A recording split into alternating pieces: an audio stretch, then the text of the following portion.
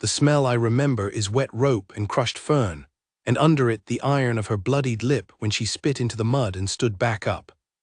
I was the senior instructor at the jungle warfare schoolhouse we called Greenbrier, a chewed-up training compound carved into a ridge of triple canopy on an island the maps barely admitted to. My name is Master Gunnery Sergeant Caleb Murrow, and for 19 years I taught young soldiers to live in a country that wanted them dead. I have done a lot of things I am not proud of. The thing I am least proud of happened on a Thursday afternoon in a sawdust ring at the edge of the bivouac, when a class of 41 recruits made a circle around a small woman named Hollies and started laughing. She had come into Greenbrier the week before.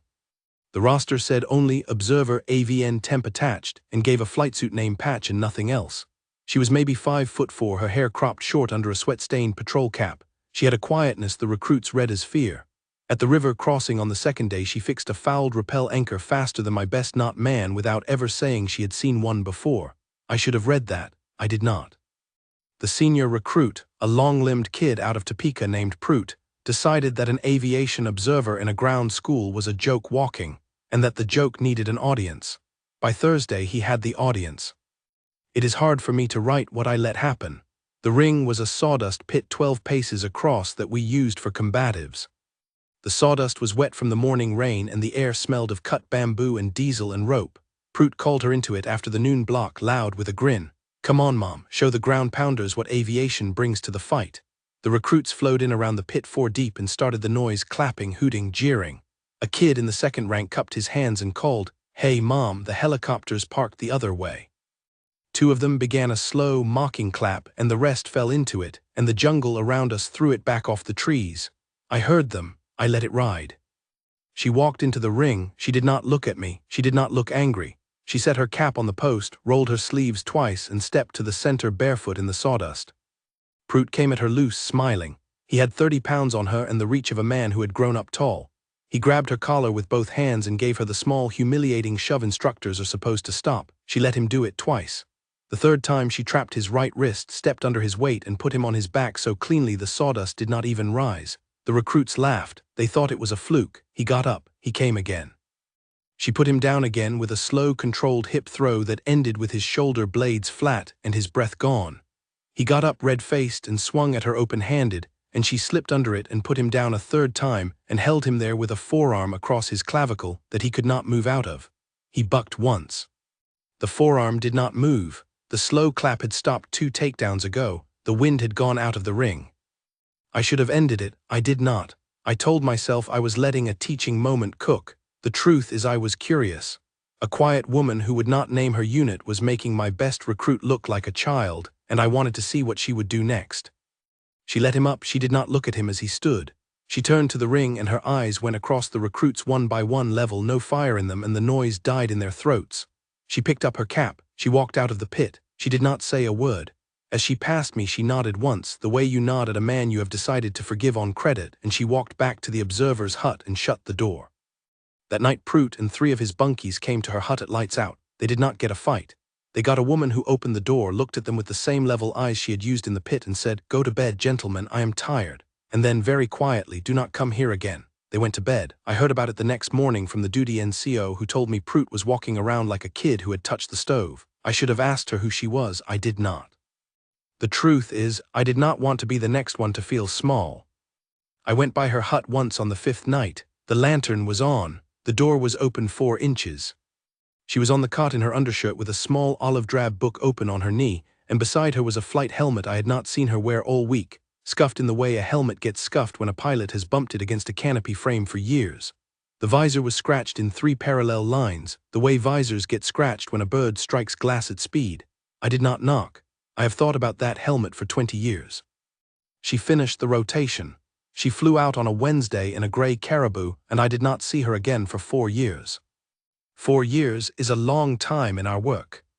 The map had grown a new war on its eastern edge, a thin, vicious thing in a string of valleys above a river called the Sancton, where a brigade of ours was trying to hold 3 firebases against an enemy who had learned to fight at night and in weather.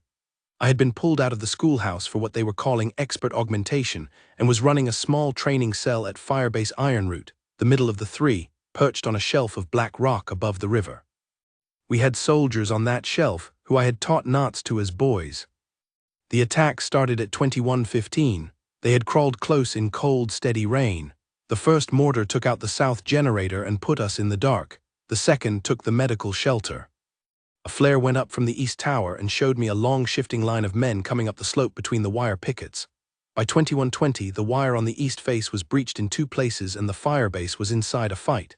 I was in the command bunker with a major named Tovey and a young captain named Brand. The radios were a wall of voices, stacked and overlapping, the kind of net traffic that tells you the bottom has dropped out. Tovey was steady. Brand was working a map. I stood at the door and tried to hold the picture of every man on the rock in my head and not let any of them fall out of it. Air was the question. We had requested it in the first 90 seconds. The answer was a flat voice from a flight ops cell 2 valleys away saying the ceiling was below minimums and the gunships were grounded. Tovey said into the handset, "We are being overrun. Find me anyone with a rotor and a stomach." There was a pause long enough that I heard the rain on the bunker roof. Then a different voice came up, young, female, calm. "Iron Root, this is Bramblehawk lead. 2 Apache inbound from Faraday. I have your grid. Tell your people to mark friendlies and stand by." Tovey looked at me. Brand looked at the map. I looked at the speaker on the wall. I did not know the voice. I knew the calm. "Bramblehawk, your ceiling is 200 feet. Visibility is a 1/4 mile in rain. Be advised." "Acknowledged, Iron Root. I have flown this valley before." "Mark friendlies." We marked friendlies. We pulled our people in from the broken wire and laid IR strobes along the inside of the perimeter so the gunships could see who was ours from the air. The enemy was inside the wire on the east face in numbers. Hand-to-hand had started at the motor pool. A young rifleman ran past the bunker door with his cheek opened and his rifle still up and shouted that they were coming over the truck bonnets. The captain in charge of the east sector, a serious man named Halligan, came up on the net and said very quietly, "If you have anything, I need it in 3 minutes. After that, I am going to fall back to the inner berm and we are going to fight from the inside out." Tovey closed his eyes for 1 second when he heard that. 3 minutes was Bramblehawk or nothing. They came in at 2 minutes and 50 seconds. I heard them before I saw them, the deep, chopping pulse of 2 Apache rotors threading a valley they should not have been able to thread in that weather. They came up the river at 50 feet in the rain by feel and by memory, the lead rotor wash kicking the river surface into a white seam behind her. The lead ship cleared the bend of the ridge, and the gun on her nose started talking before she was even level. The 30mm walked along the inside of the east wire in a long sewing machine line, every 4th round a tracer that drew the path of her aim red against the dark, exactly where Halligan's men were not, and the enemy line that had been inside our perimeter became a line that was no longer inside our perimeter. The second Apache came in behind her and worked the south wire the same way. They did not fire 1 round near our IR strobes, not one. Halligan's voice came back up on the company net 30 seconds into her first pass and he said only, "Whoever you are, the wire is yours, we are off it." The fight at the motor pool stopped inside a minute. The enemy in the breach understood by her 3rd pass. By her 5th, there was no breach left to leave. For 22 minutes, the 2 of them held the eastern and southern faces of Iron Root. They flew so low between runs that we could hear the rotors over our own rifle fire. They came back through the same notch in the ridge each time, because in that weather the notch was the only door, and the enemy figured out the notch on the 4th pass and put up a heavy machine gun on the rocks above it. The lead ship took it the 5th time through. We heard the metal sound on the net first, a single hard cough from her airframe, and then her voice, the same calm voice saying, "Bramblehawk lead is hit, pulling left, I have the gun." She did. The next pass, the heavy machine gun was no longer firing. The pass after that, the south wire was clean. On the 7th pass, I heard Halligan's voice on the company net, raw and unrecognizable, saying only, "Whoever that is up there, God bless her, God bless her, God bless her." At 23:37, the enemy broke contact. They left their wounded on our wire and their dead at the breach and went back down into the dark. Halligan came up on the net and said only, "Hold, hold, hold." Tovey put down the handset and put his hands flat on the map table and did not move them for a full minute. Bramblehawk lead landed her ship on the river road below the firebase because she would not have made it back to Faraday. The second Apache circled overhead until first light. I went down the switchback in the rain with a 4-man security detail to bring her up. The aircraft was canted on its left wheel, the rotor still ticking as it cooled, hot metal hissing where the rain found it. There was a hole the size of my fist through the lower fairing and another through the canopy frame 2 inches from where her helmet had been. She was sitting on the river stones beside it, helmet off, sleeve torn, blood on her temple, talking quietly to her wingman on the radio. She looked up when we came down, and her eyes went across us one by one, level, no fire in them, the same way they had gone across the recruits 4 years before in a sawdust ring on an island that wanted us all dead. I knew her before she spoke, she knew me a second after that. We did not say anything for a long moment. Then she stood up, and Major Tovey, who had walked the switchback behind me without my noticing, took one step forward and looked at the patch on her flight suit, and saw the captain's bars and the name HOLLIS stitched on the chest and the silver air medal device above it that I would later learn was her third, and he came to attention in the rain on the river stones and saluted her. He held it. He held it until she returned it. Then he said very quietly, the way men speak in churches, "Mom, every American on that rock is alive because of you. Tell me what you need." She said she needed a wrench and a tarp and 20 minutes. He gave her the wrench and the tarp and stayed for the 20 minutes. So did I. None of us were ordered to. None of us moved. She worked the patch herself, kneeling on the wet stones in her torn sleeve, hands sure on the tools, the way a woman works on a thing she has worked on 100 times before, while the second Apache turned slow circles above the ridge to keep us covered until the light came up. Tovey turned to me and said, "Lo, you know her, Master Guns?" I said, "Yes, sir, from the schoolhouse." He did not ask anything else. He had heard it in my voice. We brought her up to the firebase at dawn. Word had run ahead of us the way it does in a place where men have just lived through a night they did not expect to. The path from the river road to the main gate is a long set of switchbacks cut into black rock, and as we came up that path the soldiers of the firebase were standing along it. Every man who could stand was on the rock, minus the wounded who could not, and the wounded who could have been carried out and propped at the edges so they could see. Nobody had called them out. Nobody had ordered a formation. They had simply come out of their bunkers and their fighting positions and lined the path, and as she walked up between them, small and limping and dripping rain and blood, every one of them came to attention and held it, and not one said a word. The only sound was her boots on the wet rock, and the second Apache rotor turning over us. Prout was on that path.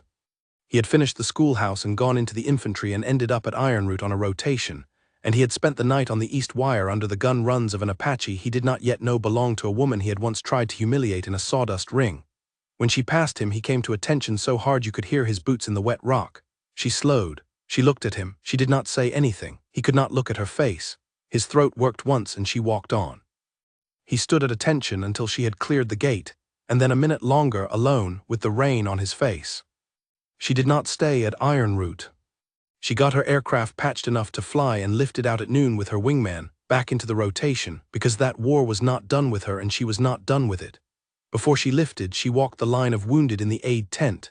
She knelt by each cot, put her hand on the soldier's wrist, asked his name, said his name back to him, and moved to the next one.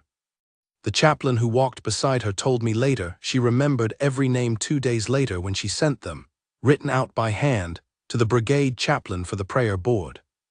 I learned the rest of her in pieces, the way you learn a person you owe your life to. She had been an Apache pilot for 11 years.